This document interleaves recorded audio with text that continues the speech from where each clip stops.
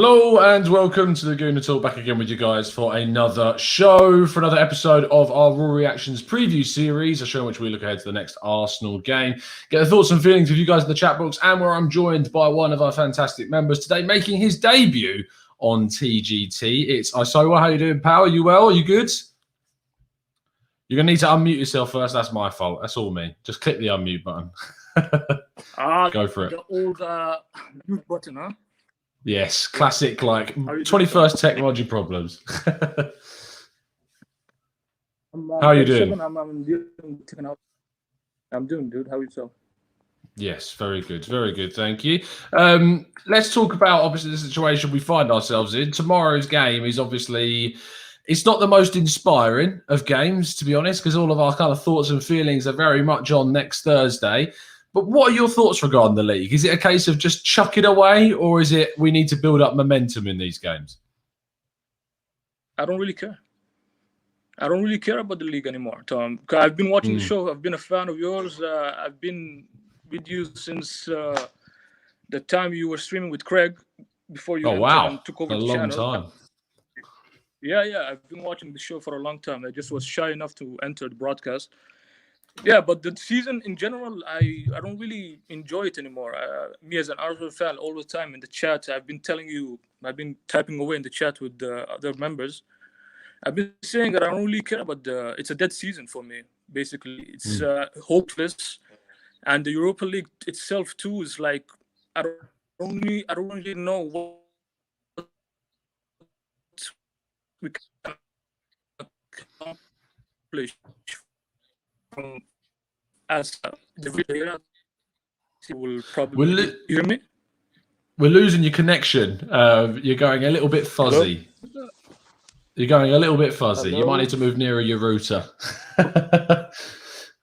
Yeah. That's fine. I think we can hear you now. Yeah. So just keep going. Yeah, basically, I'm just not interested anymore. I'm just watching for the sake of watching. There's no emotional attachment to the game anymore, to the team that I love, the team that we both love, and all the people, all the members in the chat, the expert members, and everybody in the Gooner Talk family. I just don't feel like there's something to salvage anymore. I know I'm pessimistic, but it's very tough, to actually find something to claw about or string about that you actually like about the team. So that's me. Yeah, it has been a very kind of difficult season to get on board with and enjoy, and to get kind of through these last few games. I mean, I've been sitting there saying I'm just wishing, basically, to the point where we need this season to end. We want the Europa League, obviously, but I just want this season over at this point, to focus on the new year, wipe the slate clean, effectively, and move on to whatever it holds next. I mean, from your perspective, how important are these last few games in regards for Arteta and where you're at with Arteta? Because some people would say that they're going to give him the summer regardless of what happens at the end of the season. Some people are going to turn around and say that, look, I think they should get rid of him now. And some are saying, well, it depends on what happens in the Europa League. So where's your head at with the manager? Well, as I said, I like Arteta. I like him. And I feel like he needs more time. I'm new camp of things. Generally, I don't like the fact that he is acting like a bit of a novice at this point when it comes to the substitution and the way he was waiting, although everybody in the Arsenal community and the mother knew that he needed to make a change for Ceballos before the halftime because things were not working. The midfield was not just working. Partey had to do everything by himself. Xhaka on the left back hand of side is not working at all. It might have worked for the Slavia Prague game, but for this game in general, from Sheffield onwards, he might have gotten like 2 lucky games because of the type of opponent we're playing. They didn't really they didn't have edge on the attacking side. Chukwueze, what he did to Xhaka alone can just broaden your eyes and see that it's not working at all. Yeah. So I don't really know why Arteta, whenever he has a plan or he does a formation, he has to like tilt up to a degree. He has to like something catastrophic has to happen for him to change. The Willian situation, for example, in the Chelsea game, it took him like forever to understand that Willian playing in Arsenal in the middle or wherever he wants to play him in the wing does not really work. He might have made a mistake, but still it didn't work. So I don't really know where is this. And he's supposed to be like this messiah or somebody that we really covet, and he came from the Guardiola school of thought. But I think so. fate might be the Lampard fate, unfortunately. Although I like him, but I think so. He needs to trade properly in the lower leagues and then come up again. So do you think, is he done for you, like in regards to kind of this season? Is it a case of like, you think we should change manager now? You think we should move him on at the end of the season? Or do you think we have to wait for the Europa League kind of situation to play out? I think so. It's too late to change him right now. I think so. He should stay for a bit. I think so. We have to give him at least the Europa League. He owes us that, at least for the FA Cup. Although it was, some might say it was a fluke or he got the team in the right time. But I feel like it might. He needs a Europa League final or the next stage of the Villarreal game to see wherever he's going to be. If he's going to reach the final or not, we have to know exactly where he's going to be. But in terms of his man management, the last couple of games, he's not doing really well for me.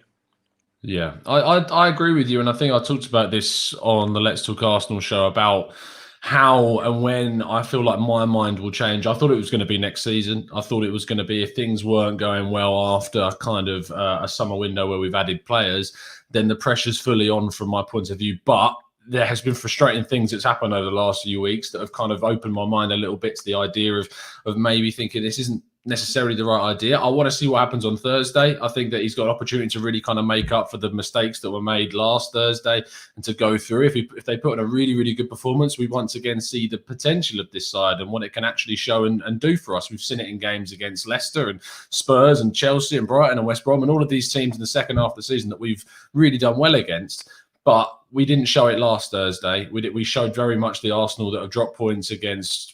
We've seen them drop points against stupid sides like Burnley away from home. We missed all of those chances. We dropped points in really key fixtures that we shouldn't have done, and we need to see that ceiling being hit rather than dropping down to what we're basically perceiving now as the lowest possible level that we can play at, which is really low when Arteta makes some of these really strange choices.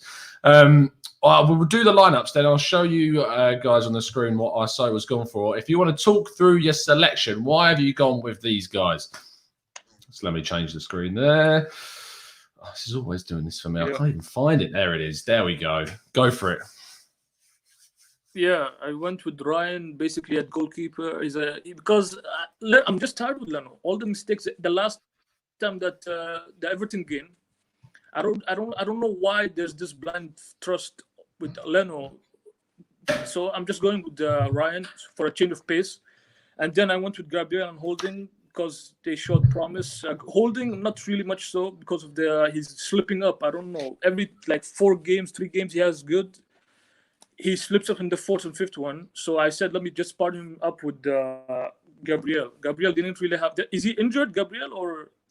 No, he's not. I think he was on the bench on Thursday. I think what people will say though is that they feel that Holding and Gabriel don't really work together. So do you think that that's something that can improve, or it's a case of just not wanting Marie in there? Pablo, it's usually there's two. I don't know. There's two pairs of center backs that Arteta usually likes to go with. It's usually Holding and Marie, and then it's Gabriel with Luis, right? So basically, I'm just let's blow it up and just see if Gabriel and Holding have chemistry. I'm just like that. It's end of the season. It doesn't really work. Nothing works. Arsenal doesn't work. The team doesn't work. So I'm like, let me just do it on the spur of the moment. And to be honest with you, I just did it in the spur of the moment. I really think about it. But anyway, so I'm like, let me just put Gabriel and Holding together and see if they work together, if that's actually going to happen. But we knowing Arteta, the way he does, he likes to do his things meticulously. So he'll probably put, if he's fit with Gabriel, or if he wants to stick up with the same lineup from the Europa League, he'll just put Holding with the Pablo. So that's me. Cedric, because I don't really fancy Chaga as a left back. So I'm like, and Cedric actually offers us more stuff going forward. I know that's not his preferred position at left back, but at least he has something about him. He moves. Basically, you were saying, I think it's on the stream that we were watching last time, after the Villarreal game, you were like, Partey was doing everything right. He was giving the right passes at the right time. It's just Xhaka is not used to that position, right? So he needs somebody to make those timed runs because he's a professional. So Xhaka he was just so far back. He's not doing anything right. So then I'm going with Chambers because I like his delivery. Bellerin is basically just waiting his time and biding his time till he gets sold in the summer. Partey, Xhaka, that's the preferred lineup. That's what everybody wants. Martinelli, you might say that he's not a forward. He's not a forward yet, but at least he offers a lot of options going forward. He presses the attack. He makes them stumble. He makes them nervous. So I like him in that front. Pepe and Saka standard. Pepe is improved in his defensive work. And Saka just needs to score more goals and be clinical in the final end. That's my lineup. I think it's an interesting one you've gone for, saying Martinelli up front. We saw Aubameyang come on, of course, in the game on Thursday very late. He's obviously got his issues of recovering from malaria still. We don't know about Lacazette's situation. We don't know about Tierney's situation. We're told that all of these guys are in contention. You've not got Smith Rowe in there. You've gone with Erdegaard over here. Why did you leave Smith Rowe out? Smith Rowe, basically, I didn't think the false nine position suited him, and I don't want to put him through the fire again. Basically, there was no somebody supporting him in the false nine position. Really gave him a bad look. Some might say that he doesn't work in that position, so why just put him again in against Newcastle? You might say he might do better there. He might fare better. Odegaard, just squeezed as much juice as we can from him. I'm just like, let's see what he can do. Basically, there was a game, I forgot the game that he did brilliantly in, where he was just pulling all the strings in. So I might think like maybe if we put Xhaka and Partey. Which game? West Ham, I think it was. Which game was that? When we drew 3-3 and we came back, he was excellent. Yeah, that game. So basically, that game, I think so we had Tierney at the left back and we had Xhaka and Partey at CDMs, right? As central midfielders, right? So that time he was shining because he had cover. So I might think like maybe based on my thinking, doing the same thing, like giving Odegaard that extra cushion in the back where he has a security, he might do well again. But in the false nine position that we played against Villarreal, if you have seen the whole first half, it was blank in the middle. There was nobody inside to help like push and like press the team. He was doing it all by himself, and they were just lost. There was nothing there. So that's my 11. I don't know if it makes sense or not. Yeah, no, I think there's a lot of decisions in there that do make a lot of sense. There's some that I've changed. I've gone with some different because it's difficult. I don't think anyone can really kind of predict the perfect lineup for this game because it's such an odd fixture, as all the Premier League fixtures are now. I think a lot of people would like to see the likes of Balogun and maybe Aziz getting some minutes. I still think it's important that you build up momentum and you try and get the form back and go into the next game on a really big win. So I've gone in with a team to try and win the game against Newcastle. I mean, I've gone for Luiz and Gabriel at the back just to kind of partner those two together again and get Luiz back into the fight. I agree with you about Ryan. I think Ryan needs to come in for me. Cedric at right back, because Bellerin's not getting in the team right now. And as you say, we're kind of just biding our time until he goes. And the mindset of a player that's going to be here in Cedric, I think, is probably the better way to go. I know that conflicts with the thoughts around starting Luiz, but it's not a situation where we're selling him. It's just his contract running down. And I think actually the second half of the season he's been our best defender, and we're going to need him on Thursday. So we need to get him match fit as soon as possible. I bring Saka in left back just to give us kind of that natural left-footed, left-sidedness on that wing, bringing Martinelli into the forward line and replacing Saka, putting Aubameyang up top just to get him kind of into I suppose, form and maybe getting some kind of confidence ahead of next Thursday is going to be what's really key. Xhaka and Partey, moving Xhaka into the middle again is just a necessary, absolute vital necessary thing to do in these games and try and get him in his passing because Sabas is obviously going to be suspended. We're not signing him on a full. I wouldn't even be playing Sabas probably again until never. Just not playing him. I don't think we need a reason to play him right now. Pepe keeps his place. Never. I just never. Go on, Osama. I was agreeing with you. I was saying never. Sorry to continue. No, it's fine. There's a little delay, so it's trying to preempt when you're speaking. But yeah, no, Sabas just needs to be gone at this point. Pepe on the left is where I think he fits best. I think it'd be good for his crosses into the box for Aubameyang to be there.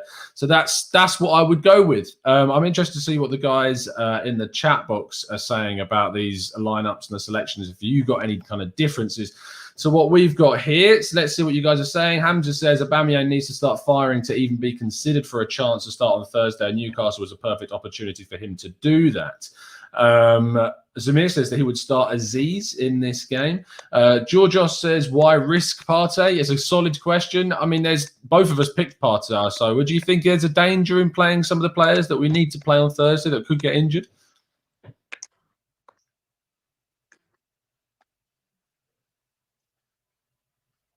Yeah. I see where the criticism comes. Why we should rest him and leave him because he really did his best to play.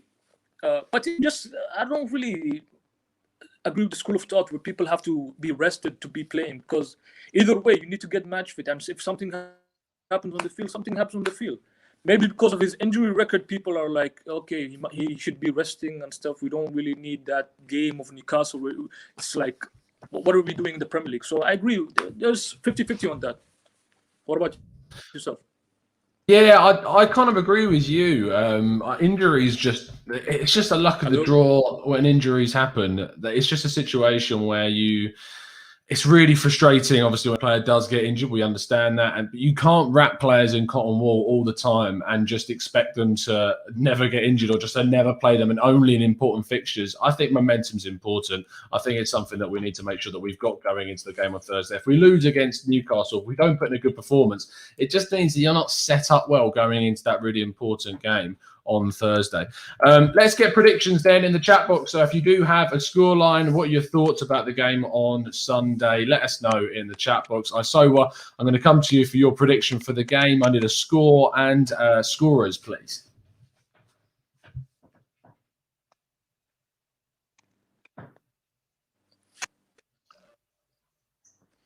I'm going for 2-1 Arsenal win. I'll say Pepe and Odegaard. Okay, fair enough. Pepe and Odegaard with a 2-1 victory is. I think that ultimately we've got to go into this game looking to win. So I hope that you're right. I hope that we're going to get through that. I'm personally going to go with a 3-1 win. I mean, I went for 3-0 against Villarreal and look what happened. So I'm hoping that I'm not going to mess things up too badly with the positive prediction. In the chat box, Yannick Max says 3-1 Arsenal win. Hamza says 1-1. I'm depressed. Steve Stone says 1-1 Partey with a 30-yard screamer. I mean, Steve, you really are living on another planet right now in regards to those predictions. Arsenal Granny says 2-1 Arsenal. Emmanuel says Arsenal are going to win 3-0. Josu says we're going to win 1-0. Of course, we are playing away from home. Kian says 2-2, which is obviously another brave and depressing prediction from Kian once again. Zabir says 5-5 with a Balogun hat-trick. Abe says 2-2, and finally Machi says 2-0. Pepe and Partey to get his first goal, 40-yard screamer, obviously, with Omar finishing things off with a 3-1 win. Couldn't care less about the game, if I'm honest, though. And I think there's a lot of people, Omar, that are feeling the same way as you. Thank you ever so much, people, for listening. Apologies that we've had a couple of connection issues throughout the show. I'm sure that we'll get that sorted out for next time. But we really appreciate Isoba coming on. He's one of our valued members. As he says, he's been with the crew for a long, long time. He's been watching since back in the Craig days. So it's good to finally get him on the show. I really appreciate your time, mate, and I'm sure we'll see you soon.